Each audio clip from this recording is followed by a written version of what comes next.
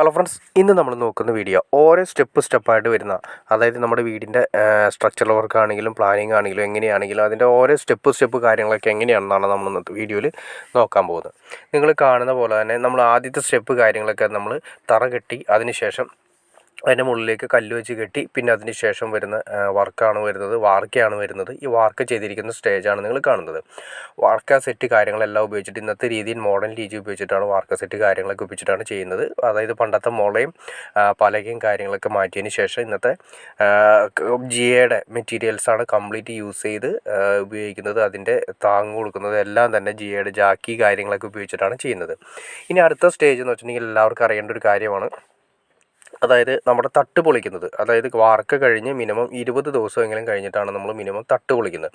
ഈ തട്ട് പൊളിച്ചതിന് ശേഷം നല്ല രീതിയിൽ നനയും കാര്യങ്ങളൊക്കെ കൊടുക്കണം. അതായത് വാർക്കുന്ന സമയത്താണെങ്കിൽ അതിൻ്റെ മുകളിൽ വെള്ളം കെട്ടി നിർത്തി എല്ലാ കാര്യങ്ങളും ചെയ്തതിന് ശേഷമാണ് നമുക്ക് 20 ദിവസം കഴിഞ്ഞിട്ട് അതിൻ്റെ തട്ട് കാര്യങ്ങളൊക്കെ പൊളിക്കുന്നത്. ഇനി എന്താണ് അടുത്ത സ്റ്റേജ് എന്നുള്ളതാണ്.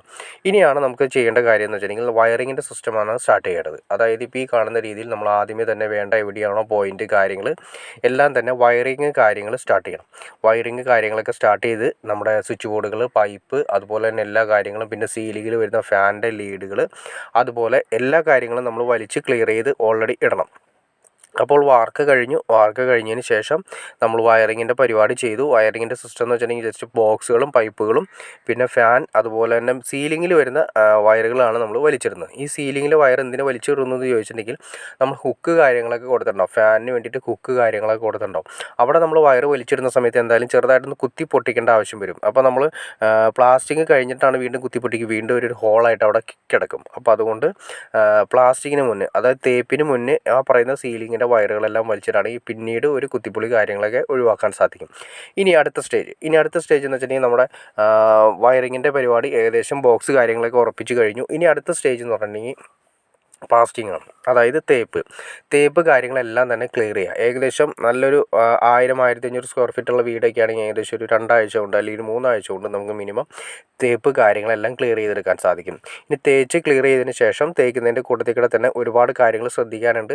അത് നിങ്ങൾക്ക് അറിയണമെന്ന് താല്പര്യം തീർച്ചയായിട്ടും കമൻറ്റ് ചെയ്താൽ നമുക്ക് അതിനെക്കുറിച്ച് ഡീറ്റെയിൽഡ് വീഡിയോ ചെയ്യാൻ സാധിക്കും. കാരണം വെച്ചിട്ടുണ്ടെങ്കിൽ നമുക്ക് എക്സ്പെൻസ് മാക്സിമം കുറച്ചുകൊണ്ടും അതുപോലെ തന്നെ പിന്നീട് വരുന്ന മെയിൻ്റനൻസും കാര്യങ്ങളും ജനലുകൾ കാര്യങ്ങളൊന്നും തുരുമ്പൊടിക്കാത്ത രീതിയിലും കാര്യങ്ങളൊക്കെ എങ്ങനെ അറിയണമെന്ന് താല്പര്യം നിങ്ങൾ തീർച്ചയായിട്ടും കമൻറ്റ് ചെയ്ത് കഴിഞ്ഞാൽ കമൻറ്റ് ചെയ്യുന്നതനുസരിച്ചിട്ടായി നമുക്ക് അടുത്ത വീഡിയോ ചെയ്യുന്നതിനെക്കുറിച്ച് ചെയ്യാൻ സാധിക്കുന്നതായിരിക്കും.